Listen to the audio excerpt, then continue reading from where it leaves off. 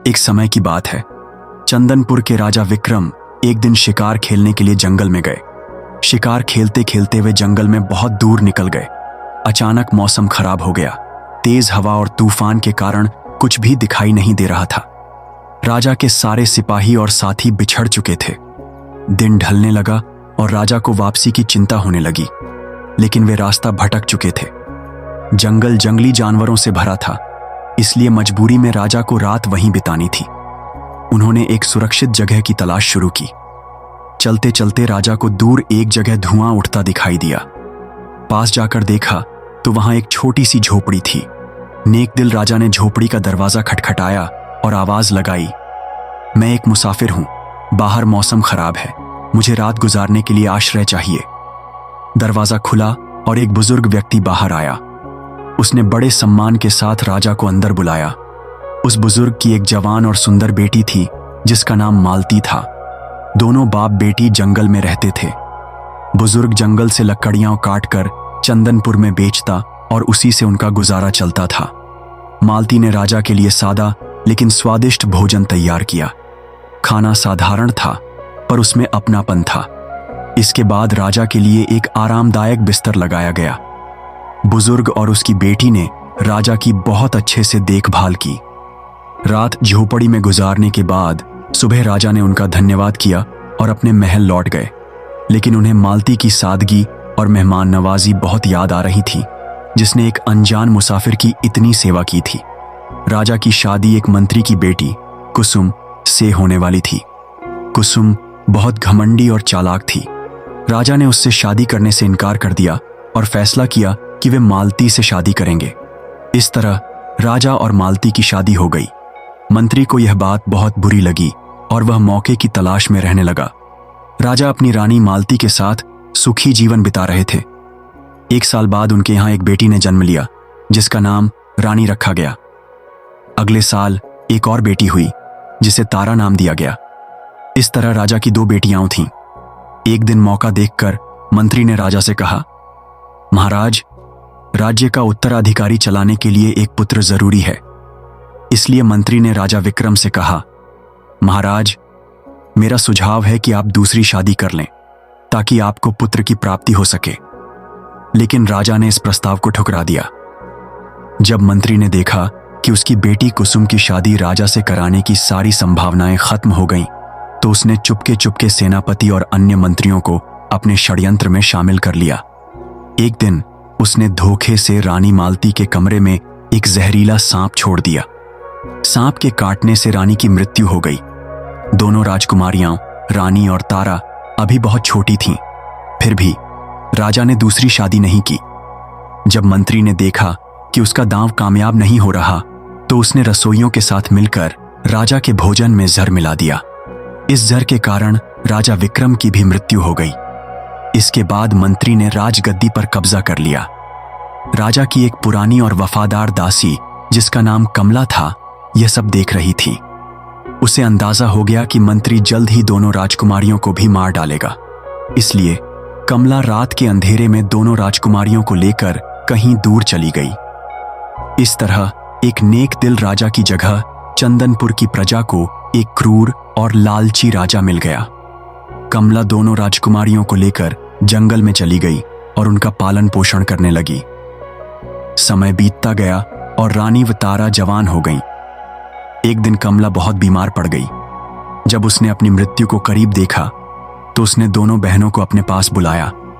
उसने उन्हें बताया कि वे असल में चंदनपुर की राजकुमारियां हैं और उनके माता पिता के साथ क्या हुआ था।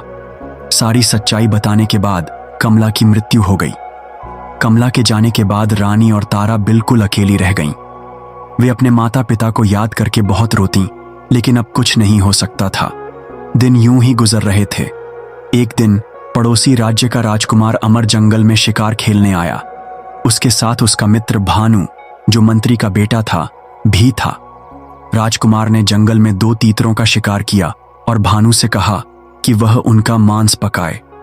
राजकुमार एक घने पेड़ के नीचे आराम करने लगा। भानु ने आग जलाकर तीतर पकाना शुरू किया।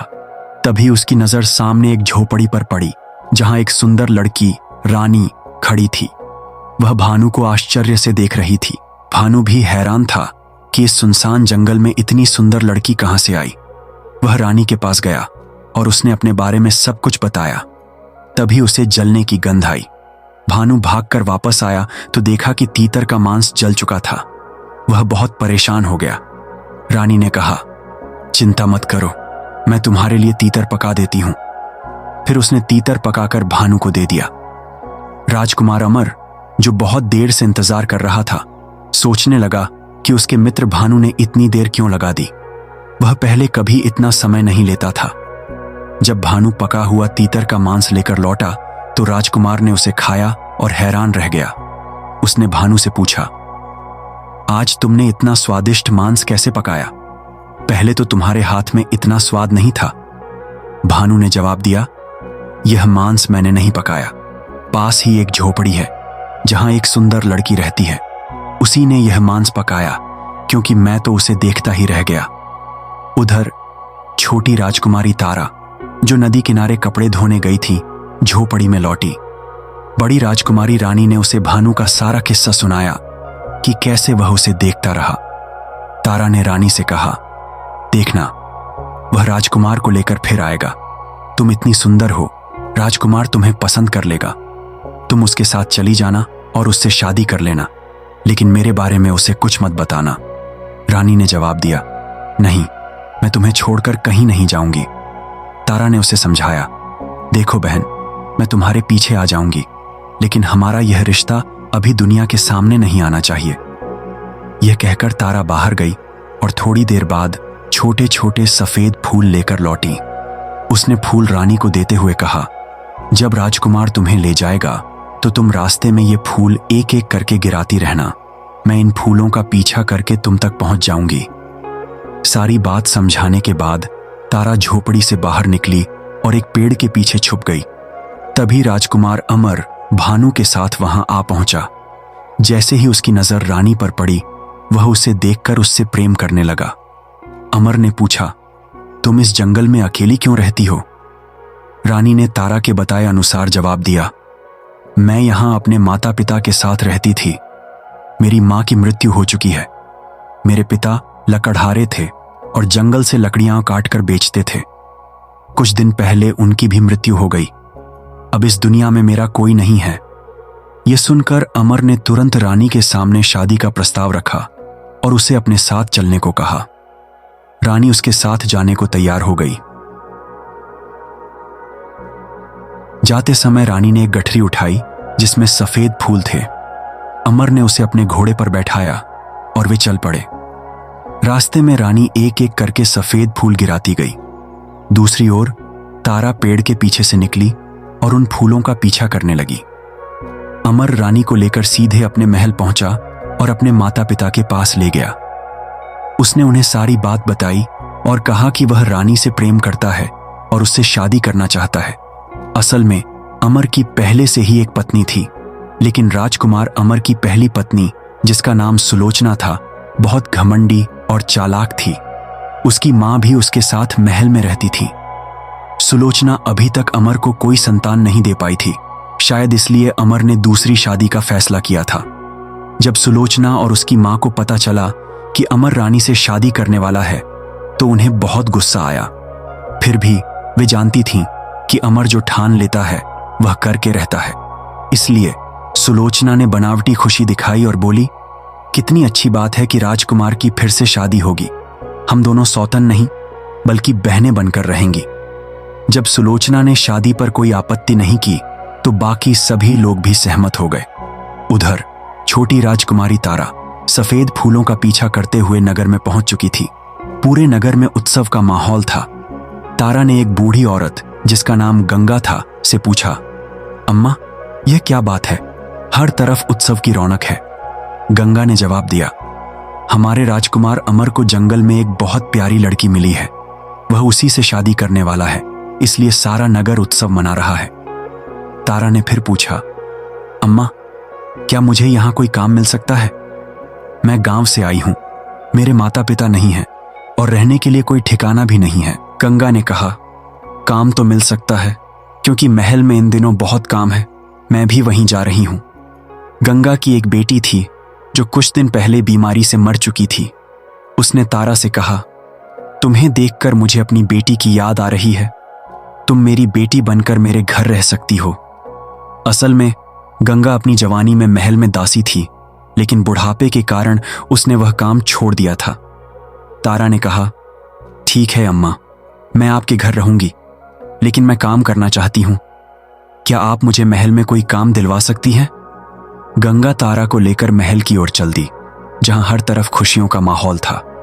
जब वे महल पहुंची तो सामने से सुलोचना आती दिखी। वह गंगा को अच्छी तरह जानती थी। गंगा ने उसे प्रणाम किया और बोली, यह मेरी बेटी है जो आज गांव से आई है। इसके माता पिता मर चुके हैं। मेरी आपसे विनती है कि इसे महल में दासी के रूप में रख लें। सुलोचना ने तारा को गौर से देखा और उसे अपने कमरे में ले गई। उसने कहा, सुन लड़की, तुम इतनी दूर गांव से यहां काम करने आई हो। मुझे लगता है तुम्हें अपनी गरीबी मिटाने के लिए धन चाहिए। अगर तुम मेरी खास दासी बनकर मेरे बताए काम करोगी तो मैं तुम्हें बहुत सारा धन दूंगी। बाकी दासियां पुरानी हैं, वे मेरा साथ नहीं देंगी। तुम्हें उनसे बचकर मेरे लिए काम करना होगा। बोलो, मंजूर है? तारा को सुलोचना की बातों से किसी साजिश की बू आई, लेकिन वह समझ गई कि यह राजकुमार की पहली पत्नी है। उसने तुरंत कहा, रानी जी, मैं आपकी हर बात मानूंगी। सुलोचना मुस्कुराई और बोली, अभी मैं रानी नहीं बनी। जब राजकुमार राजा बनेगा तब मैं रानी बनूंगी। तारा ने कहा, आप चिंता ना करें, ईश्वर ने चाहा तो आप जल्द रानी बनेंगी। यह सुनकर सुलोचना बोली, तुम तो बहुत काम की हो। आज से मेरे लिए काम शुरू कर दो और मेरे कहे अनुसार चलो। तारा ने जवाब दिया, जी बिल्कुल, मैं अपना हर काम पूरी लगन से करूंगी। इसके बाद सुलोचना तारा को रानी के कमरे में ले गई और बोली, यह लड़की आज से तुम्हारी दासी है। जो काम करवाना हो इससे करवा लेना। रानी ने जब अपनी छोटी बहन तारा को देखा तो वह बहुत खुश हुई। सुलोचना ने कहा, महल में मुझे बहुत काम है, मैं उन्हें देखने जा रही हूं। उसके जाने के बाद दोनों बहनें एक दूसरे से गले लगीं। तारा ने रानी को यह नहीं बताया कि उसे सुलोचना के लिए क्या काम करना है। 2 दिन बाद अमर और रानी की शादी हो गई। सारा महल और नगर खुशी से झूम रहा था, सिवाय राजकुमार अमर की पहली पत्नी सुलोचना के। छोटी राजकुमारी तारा हमेशा उसके साथ रहती और यह सोचती कि दूसरी पत्नी रानी से कैसे छुटकारा पाया जाए। कुछ दिनों बाद रानी गर्भवती हो गई। यह खबर सुलोचना के लिए बहुत बुरी थी, क्योंकि वह अब तक अमर को कोई संतान नहीं दे पाई थी। दूसरी ओर राजा, रानी और राजकुमार अमर बहुत खुश थे। अब रानी का और भी अधिक ख्याल रखा जाने लगा। इधर तारा सुलोचना के साथ मिलकर यह सोचने में लगी थी कि क्या किया जाए। तारा भी मन ही मन बहुत परेशान रहने लगी। एक दिन मौका देखकर उसने अपनी बड़ी बहन रानी से कहा, हमें यह महल छोड़कर कहीं दूर चले जाना चाहिए। तारा सुलोचना की जलन की बात नहीं बता सकती थी, क्योंकि अगर वह सच बोलती तो कोई उस पर विश्वास न करता। सुलोचना सबके सामने तारा का बहुत ख्याल रखती थी। रानी ने जवाब दिया, बहन, यहां सभी मुझसे बहुत प्यार करते हैं। मैंने तुमसे पहले ही कहा था कि तुम भी मेरे साथ महल में आ जाओ, पर तुमने मना कर दिया। तुमने ही कहा था कि हमारा रिश्ता छुपा कर रखना। अगर तुम कहो तो मैं अभी अमर को बता दूं कि तुम मेरी बहन हो। लेकिन अक्लमंद तारा जानती थी कि अब सच बताने से लोग उन्हें झूठा या षड्यंत्रकारी समझेंगे। उसने रानी से कहा, नहीं, अभी किसी को कुछ मत बताना। कुछ समय बाद जब रानी के बच्चे के जन्म का समय आया, सुलोचना ने तारा को बहुत सारा धन देकर कहा, जैसे ही बच्चा पैदा हो उसे मार देना और उसकी जगह बिल्ली का बच्चा रख देना। तारा ने कहा, यह मेरे लिए आसान है। जब बच्चे ने जन्म लिया, दाई ने बेहोश रानी के पास से बच्चे को उठाकर तारा को दे दिया और बोली, इसे ले जाकर मार दो और बिल्ली का बच्चा रख दो। तारा ने बच्चे को कपड़े में लपेटा और चुपके से पिछले रास्ते से गंगा के घर पहुंच गई। उसने गंगा को बच्चा देते हुए कहा, अम्मा, यह मेरी बड़ी बहन का बच्चा है। यह बात किसी को मत बताना। इसे बकरी का दूध पिलाकर पालो। मैं शाम तक इसे संभालने आऊंगी। गंगा ने कोई सवाल नहीं किया, क्योंकि तारा जल्दी में थी। जब तारा महल लौटी तो वहां हंगामा मच गया था। दाई ने सबको बता दिया था कि रानी ने इंसान की जगह बिल्ली के बच्चे को जन्म दिया है। यह सुनकर सभी हैरान और दुखी थे। रानी रो रो कर कह रही थी कि यह झूठ है, लेकिन कोई उसकी बात नहीं मान रहा था। तारा ने फिर से रानी से कहा, मेरे साथ चलो, हम ये महल छोड़ दें। लेकिन रानी नहीं मानी और बोली, मैं अमर से बहुत प्यार करती हूं, मैं उसे छोड़कर कहीं नहीं जाऊंगी। तारा रोते हुए गंगा के घर लौट गई और उसने सारा किस्सा सुनाया।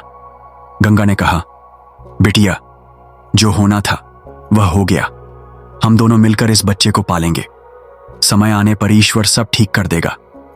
कुछ समय बाद राजा की तबीयत बिगड़ी और उनकी मृत्यु हो गई। अमर का राज तिलक हुआ और उसे राजा बना दिया गया। अब राजपाट की जिम्मेदारी अमर और उसकी दोनों पत्नियों सुलोचना और रानी ने संभाली। कुछ समय बाद रानी फिर से गर्भवती हुई। इस बार सुलोचना ने तारा को और अधिक धन देकर कहा, इस बार बच्चे के जन्म पर उसकी जगह कुत्ते का बच्चा रख देना। तारा ने कहा, रानी जी, ऐसा न करें, आपके पास भी कोई संतान नहीं है और राजा को उत्तराधिकारी की जरूरत है। सुलोचना गुस्से में बोली, अगर तुझे यह काम नहीं करना तो मत कर, मैं किसी और से करवा लूंगी। तारा ने तुरंत कहा, नहीं रानी जी, मैं मजाक कर रही थी, मैं यह काम करूंगी। तारा एक बार फिर अपनी बड़ी बहन रानी को समझाने लगी, हमें यह महल छोड़कर कहीं और चले जाना चाहिए। लेकिन रानी ने जवाब दिया, अब मैं रानी बन चुकी हूं, मुझे लगता है कि तुम मुझसे जलने लगी हो। तारा अपनी बहन की इस बात से मन ही मन बहुत दुखी हुई। जब बच्चे के जन्म का समय आया, तारा ने फिर से बेहोश रानी के पास से बच्चे को उठा लिया। दाई ने बच्चे की जगह कुत्ते का बच्चा रख दिया। तारा पहले की तरह चुपके से पिछले दरवाजे से बच्चे को लेकर गंगा के घर पहुंच गई। उसने बच्चे को गंगा को सौंपा और बोली, अम्मा, यह भी मेरी बहन का बच्चा है, इसे भी बकरी का दूध पिलाकर पालो, ये बात किसी को मत बताना। तारा उल्टे पांव महल लौट आई। वहां कोहराम मचा हुआ था। सुलोचना चिल्ला रही थी, यह औरत तो इंसान नहीं लगती, पहली बार इसने बिल्ली का बच्चा जना और अब कुत्ते का बच्चा। मैं कहती हूं इसे कारागार में डाल दो, वरना अगले साल न जाने यह क्या पैदा करेगी। राजा अमर भी इन बातों से तंग आ चुका था। उसने अपने मित्र भानु को बुलाया, जो अब अपने पिता की जगह मंत्री बन चुका था, और आदेश दिया, रानी को तुरंत कारागार में बंद कर दो। मंत्री भानु ने राजा अमर को समझाने की बहुत कोशिश की। मुझे नहीं पता क्यों, पर मुझे लगता है कि रानी निर्दोष है। लेकिन अमर ने उसकी एक न सुनी। आखिरकार रानी को कारागार में डाल दिया गया। सुलोचना बहुत खुश थी, क्योंकि सब कुछ उसके मन मुताबिक हो रहा था। दिन बीतने लगे। अमर को कभी कभी रानी की याद आती, लेकिन जब उसे बिल्ली और कुत्ते के बच्चे की बात याद आती तो वह रानी से नफरत करने लगता। इधर तारा ने सुलोचना से कहा, मेरी शादी होने वाली है, इसलिए मैं महल का काम छोड़कर जा रही हूं। सुलोचना को दासियों की कमी नहीं थी, सो उसने तारा को जाने दिया। तारा गंगा और दोनों बच्चों को लेकर जंगल की उसी झोपड़ी में लौट आई जहां वह और रानी पहले रहती थीं। वहां वह दोनों बच्चों को पालने लगी। 5 साल बाद एक दिन राजा अमर अपने मंत्री भानु के साथ जंगल में शिकार खेलने आया। दोनों नदी किनारे अपने घोड़ों को पानी पिलाने गए। तभी उन्होंने देखा कि 2 सुंदर बच्चे लकड़ी के घोड़ों के साथ आए।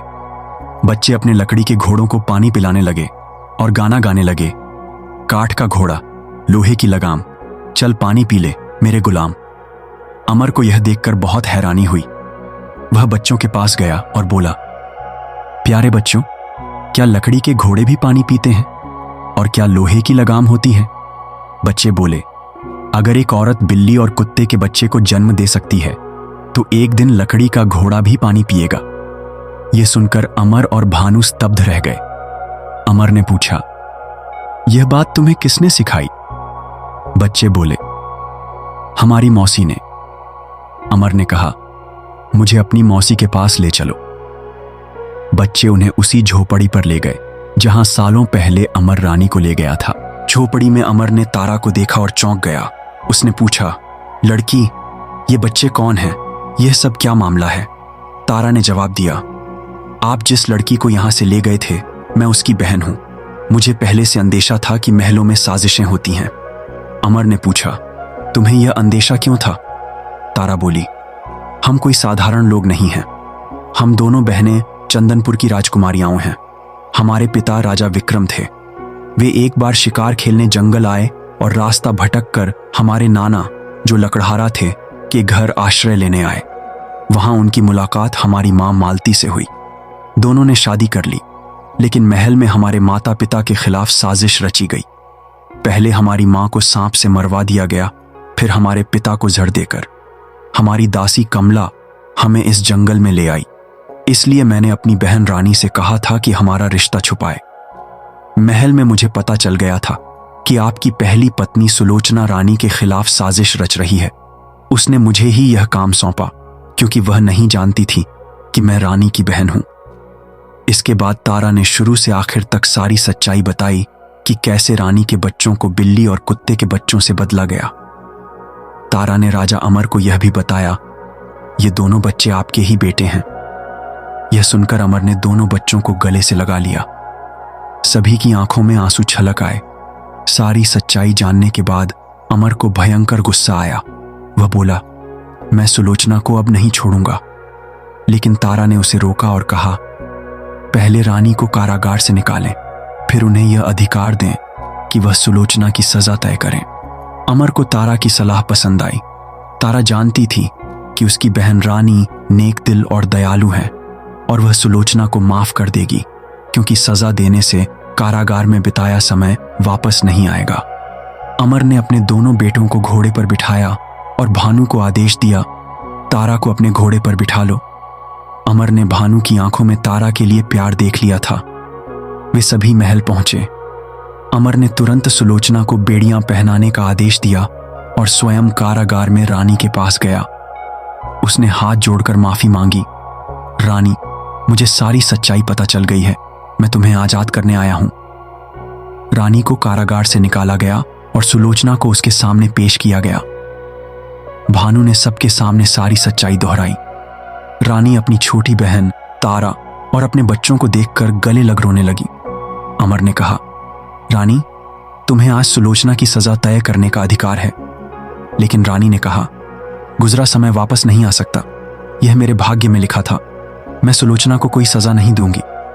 सुलोचना, जो डर से कांप रही थी, यह सुनकर रानी के पैरों में गिर पड़ी और बोली, तुमने मुझे माफ करके मुझ पर बड़ा उपकार किया है। महल में उत्सव की तैयारियां शुरू हो गईं। इसी बीच भानु ने अमर के सामने तारा से शादी का प्रस्ताव रखा। अमर ने मुस्कुराते हुए तारा की ओर देखा। तारा ने शर्माते हुए नजरें झुका लीं। कुछ दिनों बाद भानु और तारा की शादी बड़े धूमधाम से हुई। इसके बाद अमर, रानी, उनके बच्चे, तारा और भानु सभी मिलकर सुखी जीवन बिताने लगे।